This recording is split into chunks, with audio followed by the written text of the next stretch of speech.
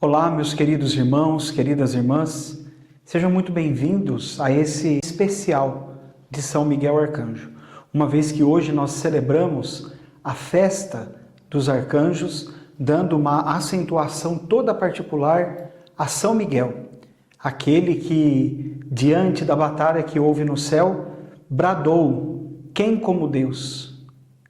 Que Ele nos ajude, durante esses poucos minutos que aqui estaremos, a compreender um pouco melhor sobre a criação dos anjos, sobre a queda dos anjos e como que isso, de maneira muito peculiar, reflete no nosso cotidiano. Como que isso nos atinge. Como que algo que aconteceu numa outra realidade, ou seja, numa dimensão de eternidade, reflete no nosso dia a dia, nas nossas escolhas, nas lutas diárias que nós travamos. Por isso eu convido você a ficar conosco até o fim, para que você possa compreender essa dimensão que faz parte aí dos estudos dentro da teologia, tanto da área da angiologia como da área da demonologia.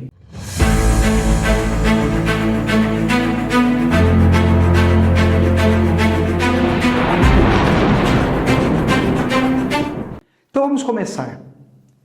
Os anjos, de fato, existem? Ou seria somente uma metáfora na Sagrada Escritura? Para responder isso, logicamente que nós temos que recorrer à fé católica genuína. Existem várias vertentes teológicas e nem todas bebem de uma teologia pura, de uma teologia genuína.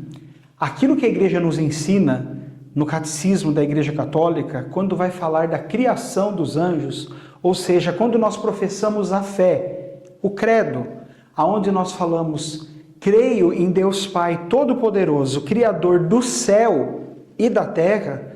Quando nós falamos Criador do céu, nós falamos não só de uma dimensão de eternidade, de realidades celestes, mas também nós estamos falando de um mundo espiritual que foi criado por Deus. Belíssimo é o comentário de Santo Agostinho, quando ele vai justamente trabalhar o livro de Gênesis, aonde ele pega ali o relato da criação e ele vai falar: quando Deus disse faça-se a luz, não se tratava do sol, porque o sol ele vai criar versículos mais à frente, quando ele vai falar que Deus fez o sol para presidir o dia e a lua para presidir a noite. Esse faça-se a luz é justamente a criação dos anjos. Deus criou os anjos. E o que eles são? São seres puramente espirituais, dotados de inteligência, de vontade e de livre arbítrio.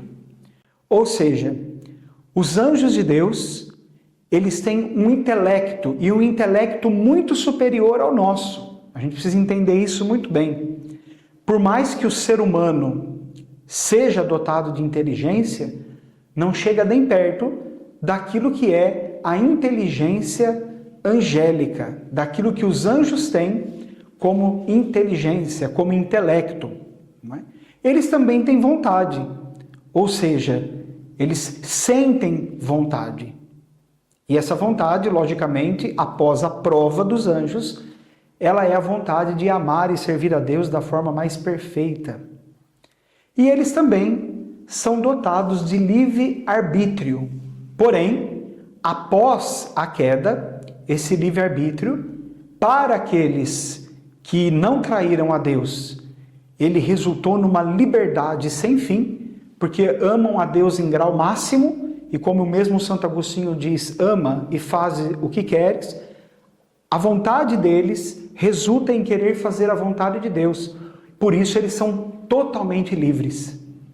Já aqueles que não passaram pela prova no sentido de fidelidade, mas caíram, traíram a Deus, viraram as costas para Deus, o seu livre-arbítrio resultou numa solidão, num desespero, numa libertinagem que não tem fim.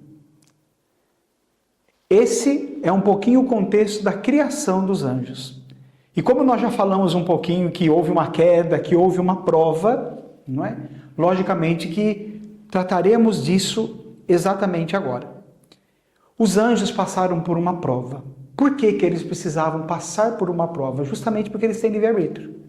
Eles precisavam escolher livremente amar e servir a Deus. Por isso que até a prova nos ensina a tradição da igreja, e essa tradição ela está embasada em algumas personalidades católicas muito conhecidas nossas, como por exemplo Orígenes, o pseudo Dionísio Areopagita, também Duns Scotus e Santo Tomás de Aquino, não é?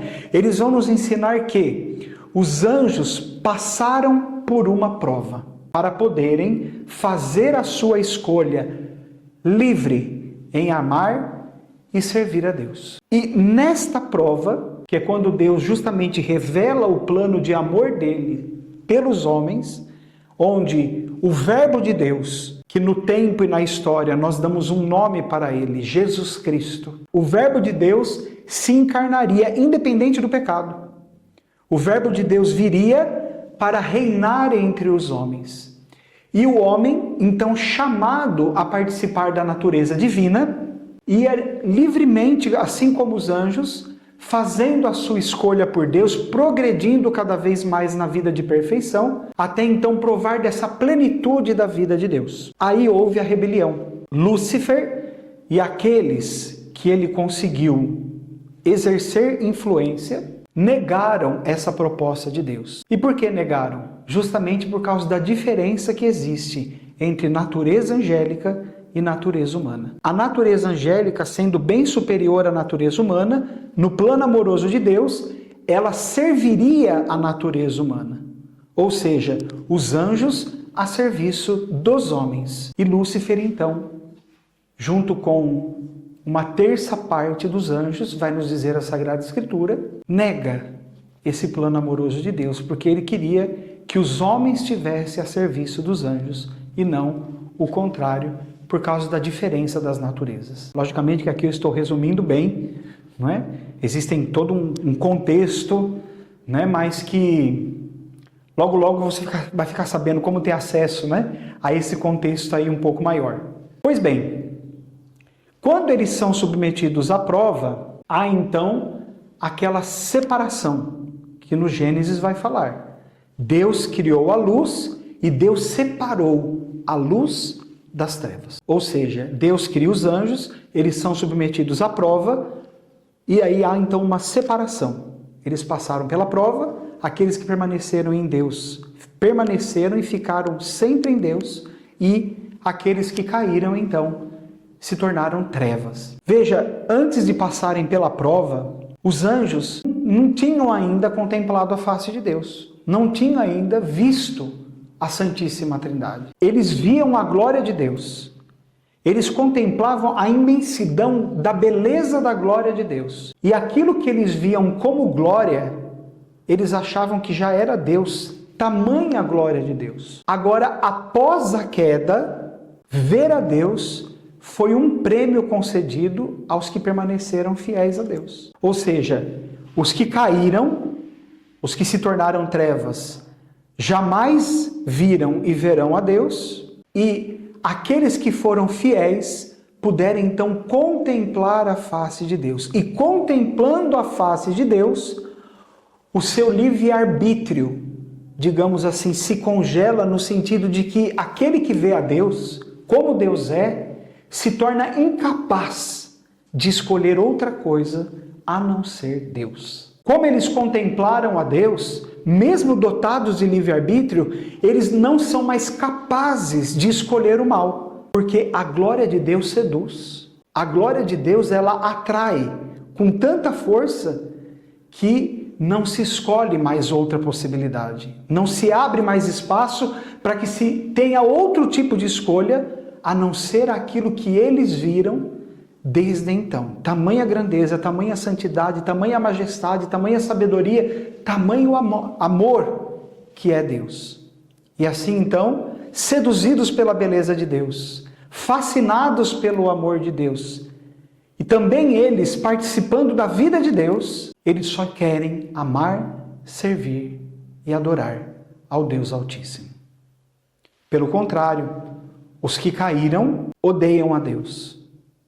Os que caíram viraram definitivamente as costas para Deus. E uma queda que aconteceu lá na dimensão da eternidade tem o seu reflexo na terra, tem o seu reflexo entre nós. Então, de que forma que a queda dos anjos refletiu na terra? Veja só. São João da Cruz, ele tem uma frase que diz assim: o que Deus pretende é fazer-nos deuses por participação, sendo que ele é por natureza. Ou seja, o ser humano ele tem uma vocação para participar da vida divina.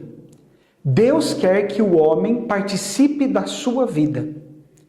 E o demônio, junto com os seus anjos, com todos aqueles que caíram com ele, tem uma profunda inveja disso. Por quê? Porque eles perderam definitivamente essa possibilidade. Uma vez que eles não podem mais participar dessa possibilidade por opção própria, porque viraram as costas para Deus, eles então vão guerrear contra aqueles que têm essa altíssima vocação de participar da vida de Deus, que são os seres humanos. Veja, não são as vacas, os cavalos, os cães, os gatos e nenhum tipo de animal que tem essa vocação. Quem tem essa vocação é o homem, ou seja, o ser humano. O ser humano é chamado a participar da vida divina. E esse é o objeto de ódio, de inveja de Satanás contra nós. Porque ele perdeu. Ele não pode mais. E como ele age? Então, para querer destruir a nossa vocação em participar da vida de Deus. O livro de Gênesis, mais uma vez, nos mostra. Quando os nossos primeiros pais estavam no Éden, a narrativa bíblica vai dizer o quê? Que a serpente fez uma proposta para o ser humano. E que proposta é esta? Sereis como deuses. Veja, qual é a vontade de Deus? A vontade de Deus é que nós participemos da sua vida. Como vai dizer São João da Cruz, o que Deus pretende é fazer-nos deuses. Deuses, aqui muito bem entendido, com letra minúscula e por participação, não é? E a proposta do demônio é igual. Sereis como deuses. Só que é um igual com um diferencial que muda tudo, aonde se torna um contraste gritante. Ele propõe uma divindade sem Deus. Ele quer que nós anulemos Deus na nossa vida e que nós assumamos o papel de um Deus na nossa própria vida. A proposta de Deus é outra. É que nós participemos da sua vida tendo Ele, a fonte do bem, a fonte da verdade, a fonte do amor, como centro da nossa vida. E essa divindade que vai entrando na nossa vida e penetrando na nossa vida, vai nos tornando semelhante a Ele cada vez mais, porque nós vamos participando da sua graça, aderindo ao seu projeto de amor. E no caso da proposta de Lúcifer, é justamente outra. Bana Deus da sua vida, tire Deus e seja você mesmo o seu Deus. Traduzindo isso por uma linguagem moderna, nós podemos falar meu corpo, minhas regras. Traduzindo isso para uma linguagem moderna, nós podemos dizer, quem cuida da minha vida sou eu quem decido, sou eu quem mando. Eu não preciso rezar, eu não preciso de igreja, eu não preciso de fé. Não é? Essa é a linguagem moderna de traduzir a proposta do demônio. Sereis como deuses. E isso está introjetado em nós. Basta nós analisarmos um pouco a matéria das nossas confissões sacramentais. E veja se aquilo que a gente leva para o sacerdote é ou não é. Situações que nós tentamos sermos Deus da nossa própria vida. Eu escolhi o que Deus não queria que eu escolhesse. Eu falei o que Deus queria que eu não falasse. Eu pensei o que não era para mim pensar. Eu fui omisso diante daquilo que eu deveria falar. Ou seja, eu fui decidindo. Eu fui escolhendo, excluindo Deus das decisões que eu fui tomando. Eu fui me tornando o meu próprio Deus.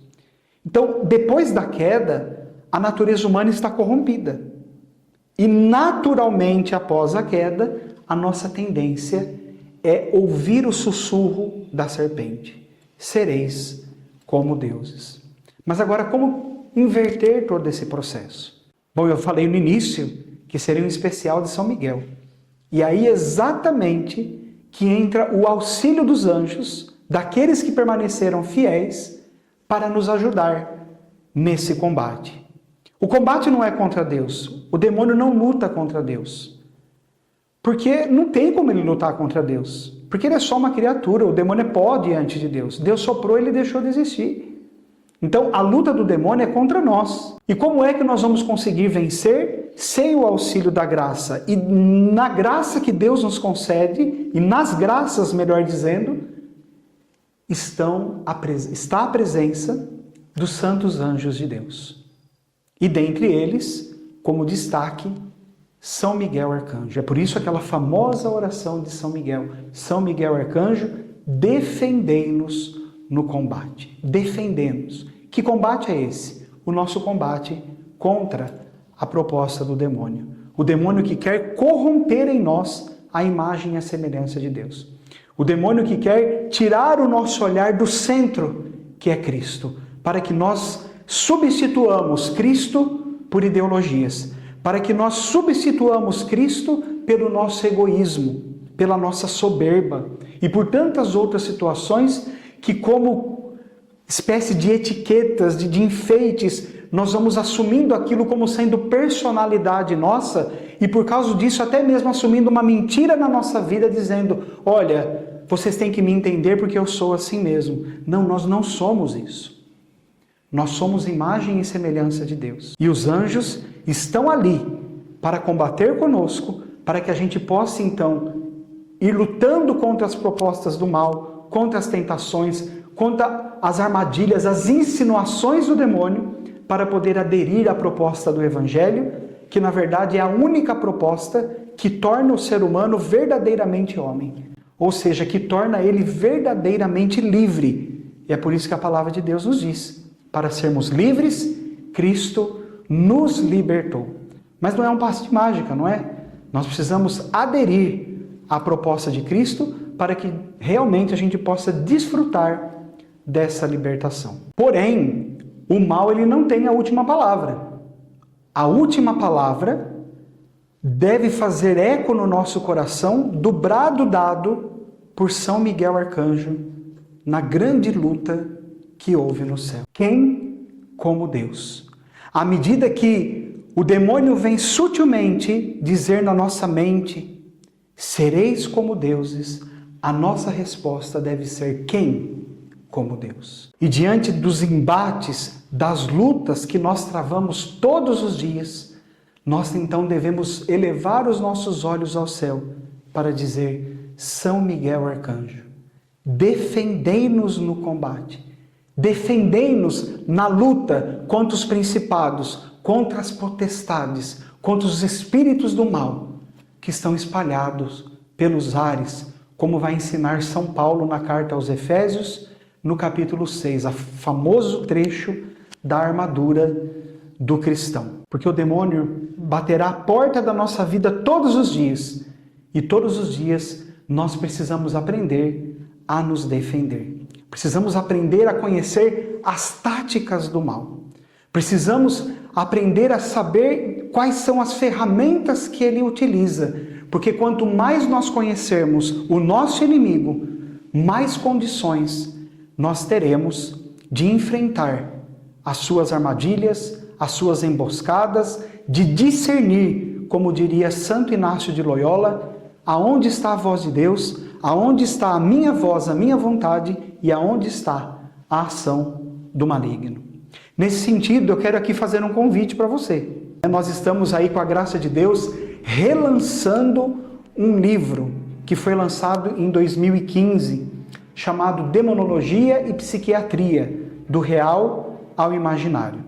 Esse livro foi revisado, ele foi ampliado, aumentou aproximadamente 200 páginas de conteúdo após essa revisão, justamente para dar uma maior amplitude, uma maior visão daquilo que se trata o nosso combate com o mal. E não só isso, aprender um pouco também a distinguir aquilo que é meu mesmo, aquilo que eu preciso de outras ferramentas que também humanas pode me ajudar a auxiliar a fechar as brechas, aquelas feridas psicológicas, aqueles traumas que nem sempre têm como objeto direto a ação do maligno, mas que são consequências, coisas que às vezes nós não escolhemos e que atravessou a nossa história, ou às vezes decisões mal tomadas que infelizmente, por causa da nossa natureza corrompida, a gente acabou tomando.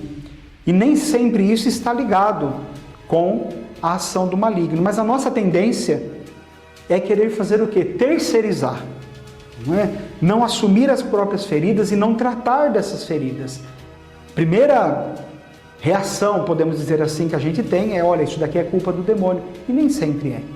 O demônio está aí, logicamente, fazendo os seus estragos, não é uma questão de negar, ele existe, como a gente viu até agora, faz os seus estragos, mas o que está em mim que facilita a entrada do demônio?